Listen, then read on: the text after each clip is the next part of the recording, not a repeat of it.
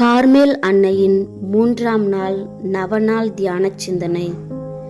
தாழ்ச்சியும் இறைவார்த்தைக்கு கீழ்ப்படிதலும்.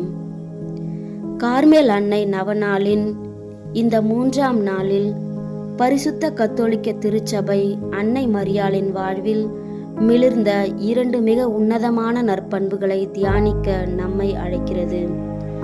தாழ்ச்சி மற்றும் இறை விருப்பத்திற்கு முற்றிலும் கீழ்ப்படிதல். கார்மேல் மலை என்பது பழைய ஏற்பாட்டு காலம் தொட்டே இறைவனின் மௌனமும் மாண்பும் நிறைந்த இடமாக கருதப்பட்டது. இறைவாக்கினர் எலியா அம்மலையின் மௌனத்திலும் ஜபத்திலும் இறைவனை கண்டார். அன்னை மரியாளின் வாழ்வும் இந்த கார்மேல் மலையைப் போல அமைதியையும் இறைவனோடு இணைந்த மௌனமும் கொண்டது. மங்கள வார்த்தை அறிவிப்பின் போது கபிரியேல் தூதர் மரியாவிடம் வந்து அவர் இறைவனின் தாயாக தேர்ந்தெடுக்கப்பட்ட உன்னத செய்தியை கூறியபோது மரியா பெருமை கொள்ளவில்லை.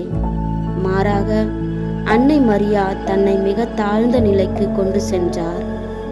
இதோ நான் ஆண்டவரின் அடிமை, உன் சொற்படியே எனக்கு நிகழட்டும்.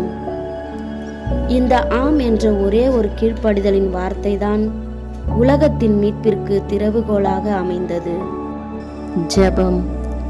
தாட்சியின் உறைவிடமாகவும் கீழ்ப்படிதலின் உத்தம மாதிரியாகவும் விளங்கும் எங்கள் கார்மல் அன்னையை உம்மை போல இறைவனின் திருவுள்ளத்திற்கு முற்றிலும் அடிபணிந்து வாழும் நல்ல இதயத்தை எங்களுக்கு தந்தருள உமது திருக்குமாரனிடம் பரிந்து பேசும் தாயே.